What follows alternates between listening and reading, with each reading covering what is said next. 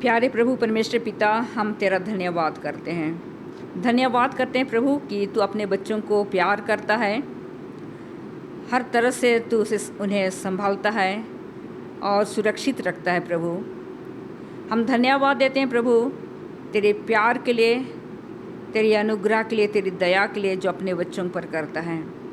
हम जहीं कहीं भी रहते हैं, जिस किसी भी हालत में रहते हैं प्रभु, तो हम सब की देखभाल करता है। प्यारे प्रभु परमेश्वर पिता, हम धन्यवाद देते हैं पूरे हफ्ता भर तू हम सब के संग साथ रहा, हम सब की तू रक्षा रखवाली की है। हाथों के कामों में तू बहुत की आशीष दिया है। हम सबों को हर प्रकार के रोग दुख तकलीफ़ों से, परेशानियों से बचा करके रखा है और फिर से तेरे भवन में आने के लिए हमारी मदद और सहायता किया है। धन्यवाद देते हैं प्रभु परमेश्वर पिता इस सुंदर समय के लिए, सुंदर मौके के लिए कि हम तेरे भवन में आ सकते हैं और हम सब मिल करके सबद का वेलकम कर सकते हैं। प्यारे प्रभु परमेश्वर पिता, हम पापी गुनहगार मनुष्य हैं, हम इस लायक नहीं हैं कि हम तेरे सामने आ सके, लेकिन फिर भी तू अपने बच्चों को प्यार करता है। धन्यवाद देते हैं प्रभु परमेश्वर पिता, जितने लोग भी इस भवन में उपस्थित हुए हैं, एक एक जन के साथ होना, एक एक जन के परिवार के साथ होना, सबको बहुत की आशीष देना। खास करके हम अपने इस मंडली के लिए प्रार्थना करते हैं, मंडली के लोगों के लिए प्रार्थना करते हैं प्रभु परमेश्वर पिता। हम प्रार्थना करते हैं उन लोगों के लिए भी जो तेरे भवन में नहीं आ पाए किसी कारणवश, प्रभु उन्हें भी तू अपने भवन में लाने के लिए मदद और सहायता कर, ताकि जो आशीष प्रभु परमेश्वर पिता तू हम सबको देना चाहता है, हर एक कोई उस आशीष को प्राप्त कर सके।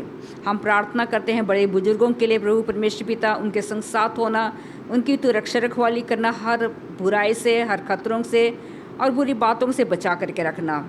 इस उम्र में उनको तो संभाल, सुरक्षित रखना। जितने छोटे बच्चे हैं प्रभु, उन्हें भी तेरे हाथों में सौंपते, उनकी भी तू देखभाल करना। हम प्रार्थना करते हैं प्रभु परमेश्वर पिता, इस समय विशेष रूप से तू मेरे साथ होना। जो कुछ भी वचन इस समय मैं सबके सामने पेश करूं प्रभु, तू मेरी अगुवाई कर, मुझे समझ दे, बुद्धि दे, ज्ञान दे प्रभु परमेश्वर पिता, ताकि तेरे वचनों को मैं सब लोगों के सामने पेश कर सकूं और इन वचनों के द्वारा हम बहुत सारे आशीष प्राप्त कर सके और इन वचनों के अनुसार अपने जीवन को चलाने वाले हो सके और उस अनंत जीवन के लिए अपने आप को तैयार हो सके। हम सबके गुनाहों को, गलतियों को तो माफ़ करना। इस प्रार्थना को हम यीशु मसीह के नाम से मांगते हैं, तो दया करके सुन और ग्रहण कर। आमीन। बैठ जाएंगे।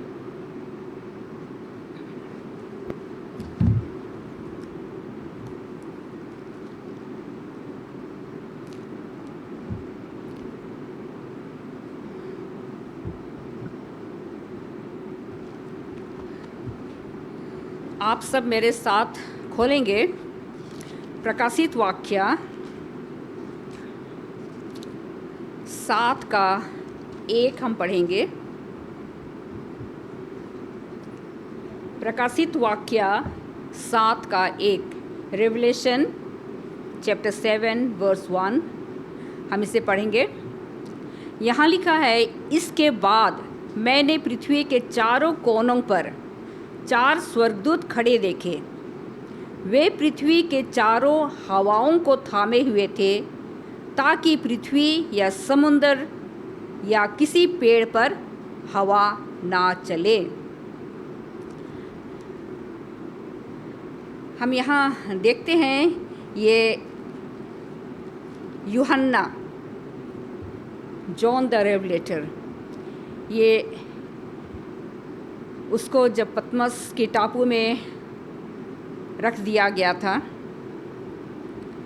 और यही समझ करके कि वहाँ पर वो भूखे प्यासे तड़प करके वो मर जाएगा, क्योंकि हम जानते हैं जितने भी यीशु मसीह के चेले थे, सब प्राय सबों को अलग अलग तरीक़ों से उनको मार डाला गया और ये यूहन्ना जॉन द रेवलेटर है, उसको भी मारने की कोशिश किए थे। हम देखते हैं कि यूहन्ना को एक बहुत बड़ा कढ़ाई में तेल गरम किए, उबलता हुआ तेल में यूहन्ना को डाल दिया गया उसको मार डालने के लिए। लेकिन वहाँ पर भी वो उस उबलता हुआ तेल में वो खड़े हो करके क्या करना शुरू कर दिया, प्रचार करना शुरू कर दिया। मरा नहीं, क्योंकि परमेश्वर ने उसको बचाया, क्योंकि परमेश्वर उसके जीवन से बहुत बड़ा काम लेना चाहता था। और उसके बाद ये सोचे कि ठीक है, इसको हम पतमस टापू में वो वहाँ पर हम लोग छोड़ देते हैं ताकि वो क्या हो, वहाँ पर भूखे प्यासे तड़पते हुए वो मर जाएगा। लेकिन परमेश्वर जिसको बचाना चाहता है, जिससे काम लेना चाहता है, उसको उपयोग करता है।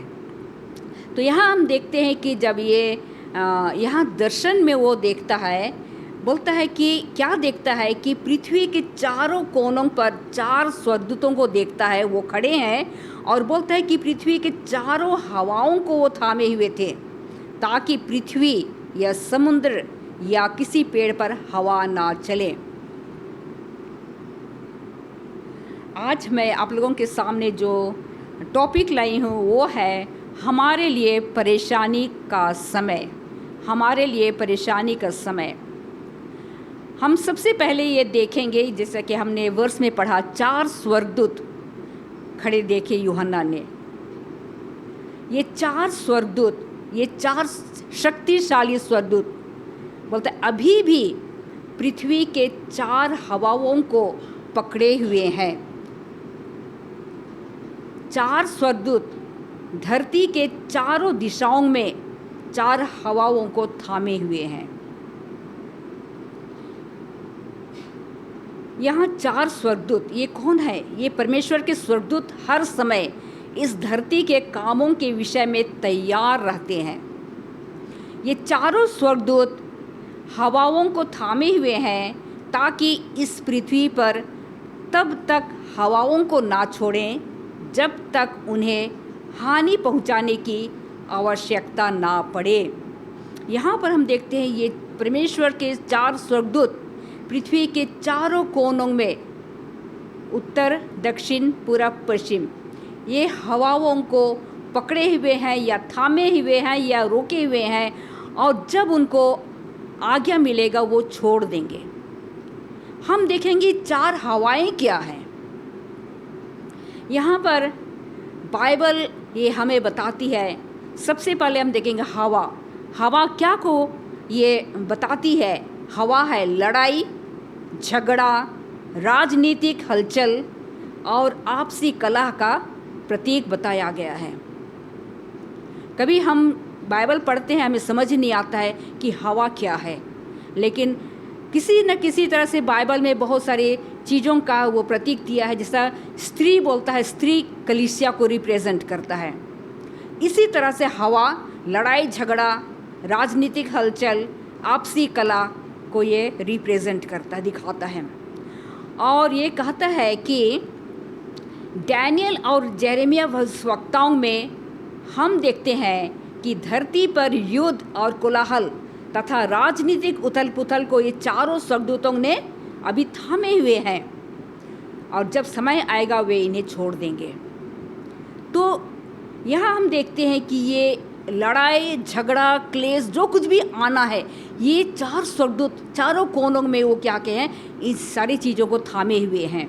अभी हम छोटी छोटी बातों को हम देखते हैं, लड़ाई झगड़ा देखते हैं, फिर और हम देखते हैं कि महामारी, बीमारियाँ, तकलीफ़, परेशानी, और हम परेशान हो जाते हैं कि हमारे जीवन में ये सारी चीज़ें क्यों आती है। ये जब छोटी छोटी चीज़ों को देखते हैं, ये हमारे लिए क्या है, छोटी छोटी परीक्षाएं हैं इस समय, और परमेश्वर चाहता है कि इन परीक्षाओं से हम क्या हो जाए, अपने आप को तैयार करें और मजबूत करें।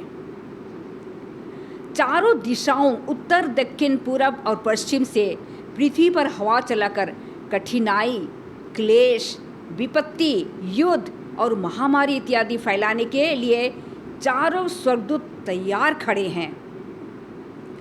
उसका मतलब जो अभी हम जो फेस कर रहे हैं, हम जब देखते हैं, ये कुछ नहीं है। इसका मतलब जब ये 4 स्वर्गदूत इनको छोड़ देंगे, जब ये पूरी दुनिया में आ जाएगा, तो ये समझ सकते हैं कि कितना भयानक होगा। और हम बोलते हैं कि उथल पुथल कर देगा पूरा दुनिया को, बहुत भयानक। इसीलिए अभी से हम लोगों को उसके लिए तैयार होना है। बोलते कि परंतु दूसरे स्वर्गदूतों द्वारा उनको ऐसा करने से रोका गया है। उनका कहना है कि इससे पहले कि पृथ्वी पर विपत्ति और युद्ध छोड़े जाएं। परमेश्वर के चुने हुओं पर, उसकी संपूर्ण आज्ञाओं के पालन करने वालों पर परमेश्वर की छाप लगानी है। तो स्वर्गदूत इन हवाओं को कब छोड़ेगा? हम यहाँ भी हमने पढ़ा कि जब तक परमेश्वर के चुने हुए लोगों पर परमेश्वर का छाप यानी परमेश्वर की मुहर लगाने का काम पूरा नहीं होगा, तब तक ये हवाएं नहीं छोड़ा जाएगा। जब वो परमेश्वर की छाप या मुहर सब लोगों पर लगा करके पूरा हो जाएगा, तब ये हवाएं छोड़े जाएंगे। और उसके बाद हम नहीं जानते हैं कि पृथ्वी का, इस धरती का क्या हालत होगा। बहुत ही ज़्यादा परेशानी हम सबों के लिए होगा, खास करके हम मसीहों के लिए भी। और हम जैसा हम जानते हैं कि परमेश्वर का मुहर या परमेश्वर का छाप क्या है। बहुत सारे लोगों को मैं ये सुनती हूँ कि बोलते हैं कि हमारे माथे में, चाहे हमारे दाहिने हाथों में, जैसा प्रकाशित वाक्य में लिखा हुआ है कि उनको क्या होगा, ये मुहर लगेगा। बहुत सारे लोगों को मैं सुनी हूँ कि वो चिप्स वो डाला जाएगा, पर ये बाइबल हमें ऐसे नहीं बताती है। परमेश्वर की मुहर क्या है? जो परमेश्वर की सबत दिन को जो आराधना करते हैं, जो परमेश्वर की इस पवित्र दिन को वो मानते हैं। और जैसा हम जानते हैं आने वाले समय में कितने कठिन समय आने वाली है, संडे लो। और इस समय जितने लोग उस विश्वास में स्थिर रहते हैं, 7वां दिन सबत का दिन के लिए, विश्राम का दिन जिसको परमेश्वर ने ठहराया है, उस दिन के लिए वो स्थिर रहते हैं। उसका मतलब है जब उनको फोर्स किया जाएगा और इस समय फिर भी वो उस विश्वास से नहीं डगमगाएंगे, तो उन पर ये परमेश्वर की मुहर लग जाएगी। और जो परमेश्वर, और वो डर करके वो परमेश्वर की सबत का दिन, विश्राम दिन को नहीं मानेंगे, जब संडे को वो वर्शिप बोलेंगे कि उनके पर कठिनाइयाँ आएंगी, बहुत सारी विपत्तियों को सामना करना पड़ेगा, तो वो उस डर से क्या करेंगे कि नहीं, हम सबत का दिन नहीं मानेंगे और हम इतवार का दिन हम मानेंगे। और जितने लोग सबत का दिन को पवित्र मानेंगे, उनको ये धमकाया जाएगा, डराया जाएगा, हो सकता है उनको मार डाला भी जाएगा। और बोलेंगे कि अगर तुम विश्राम दिन, सबत का दिन अगर मानोगे तो तुम्हें मार देंगे। अगर तुम बचना चाहते हो तो तुम क्या करो, हमारा 18वां दिन जो रविवार का दिन है उस दिन तुम उपासना करो। और बहुत सारे लोग हैं डर करके क्या करेंगे, अपना जान को बचाने के लिए क्या करेंगे कि नहीं, हम सबत को नहीं, पर हम इतवार का दिन हम मानेंगे। तब वो हमें जो बाइबल में दिया है 666 का मुहर लग जाएगा। मतलब ये है कि अगर हम सबत का दिन मानते हैं तो हमें परमेश्वर का मुहर लगेगा। अगर हम इतवार का दिन अगर हम करते हैं तो हमें शैतान का मुहर लगेगा। तो यहाँ बोलता है कि मैं इससे ये समझती हूँ कि जब परमेश्वर के लोगों में परमेश्वर का मुहर लग जाएगा, उसके बाद ये स्वर्गदूत है जो चारों कोनों में है, वो हवाओं को छोड़ देंगे और पूरा दुनिया में घमासान, युद्ध और कलह और महामारी, जो कुछ भी बहुत भयानक होगा। हमें यहाँ पर याद दिलाया जाता है जब मिस्र देश से मूसा की अगुवाई में परमेश्वर के लोगों को निकालना था। परमेश्वर ने अपने लोगों को एक चिन्ह, एक छाप लगाने का आदेश दिया था, मेमने के लोहू की छाप। यहाँ मिस्र में जब परमेश्वर ने मूसा को कहा कि तू मेरे लोगों को वहाँ से क्या करोगे, निकालोगे। और जब वहाँ पर 10 विपत्तियाँ भेजी गई थी, उनमें जो आखिरी विपत्ति थी, तो परमेश्वर क्या आज्ञा दिया कि अपने लोगों को बचाने के लिए आज्ञा दिया कि तुम एक मेमना तुम लोग मारोगे और मेमना का लोहू अपने अपने घर के चौखट में लगाओगे। ये छाप उनको दिया गया था। और जिन्होंने मेमने का लोहू, जो परमेश्वर का जो छाप है, परमेश्वर का लोहू है, उसको उन्होंने घर के चौखट में लगाए, दरवाजे के चौखट में लगाए, उनके घर में किसी पहलौठा की मृत्यु नहीं हुई। परमेश्वर उन लोगों को बचाया। तो लोगों से डरते हैं, लोगों के डर से अगर हम परमेश्वर का ये हमारे लिए भी जो सबत का दिन है वो हमारे लिए छाप है, अगर उस छाप को अगर हम अपने हृदय में, अपने माथे में अगर नहीं लगाते हैं तो हम क्या होंगे, हमेशा की अनंत जीवन से हम वंचित हो जाएंगे। जिस अवधि में ये हवाएं थामी गई हैं वह समय कोई शांति का समय नहीं होगा। उस समय अवश्य ही इस धरती पर देशों और राज्यों के बीच अशांति, उत्तेजना, घबराहट, वाद विवाद, क्रोध और ईर्ष्या के वातावरण का बादल आकाश पर मंडरा रहा होगा। यहाँ पर हम इस परिणाम पर पहुँचते हैं कि जब परमेश्वर को उचित मालूम देता है तो वह हवाओं अपना कार्य संपन्न करने के लिए छूट देता है। परंतु जब स्वर्गदूत कहता है रुको रुको, तो इसका तात्पर्य यह है कि लड़ाई झगड़े थामे रहें, ताकि परमेश्वर का काम, मुहर लगाने का काम, मनुष्यों के उद्धार की योजना का काम शीघ्र ही, अति शीघ्र समाप्त हो जाए। हम कोशिश करें कि हम भी परमेश्वर की उस मुहर को अपने माथे में लगाएं। और कहता है कि हम जैसे जानते कि जो मसीही सच्ची कलीसिया है, सच्चे मसीही लोग हैं, उन पर विपत्तियां आएंगी, लेकिन हमें उनसे घबराना नहीं है। अगर हम उसके नाम के कारण भी अगर मारे जाते हैं, हमें पीछे हटना नहीं है, क्योंकि हम सभी को जानते हैं कि परमेश्वर हमें वो अनंत जीवन, वो अनंत मुकुट हमें देना चाहता है। अब हम इस बात को जान और समझ लिए हैं कि पवित्र विश्राम दिन ही परमेश्वर की मुहर है, जिसमें उसका नाम, उसका अधिकार और अधिकार क्षेत्र तीनों बातें पाई जाती है। तो हम क्या करें? हम अपने विश्वास को और भी ज़्यादा मजबूत करने के लिए हम क्या करें? परमेश्वर के बहुत नज़दीक रहें, परमेश्वर के वचनों को पढ़ें, परमेश्वर से प्रार्थना करें और वो ताकत और वो हिम्मत मांगे कि ताकि हमारा विश्वास कमज़ोर ना हो, हमारा विश्वास ना डगमगाए, बल्कि हमारा विश्वास मजबूत रहे। आने वाले समय के लिए वो अनंत जीवन परमेश्वर ने हमसे, प्रभु यीशु मसीह ने हमसे वादा किया है, हमसे प्रॉमिस किया है कि मैं आऊँगा, तुम्हें अपने साथ स्वर्ग ले जाऊँगा। कितनी खुशी की बात होगी। परमेश्वर कहता है कि जहाँ मैं रहूँगा वहाँ तुम भी मेरे साथ रहोगे। परमेश्वर चाहता है, जब आदम और हवा को परमेश्वर जैसा बनाया था उनको उस समय शुरू में, पवित्र, कोई दोष नहीं, कोई तकलीफ़ नहीं, कोई परेशानी नहीं, बिल्कुल पवित्र, परफेक्ट बनाया था, उसी तरह परफेक्ट और पवित्र हमें भी बनाना चाहता है।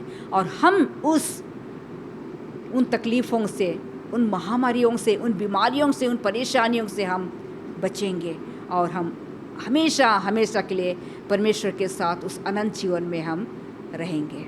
Thank you. दुनिया के शुरू से प्रभु हमके बनाला,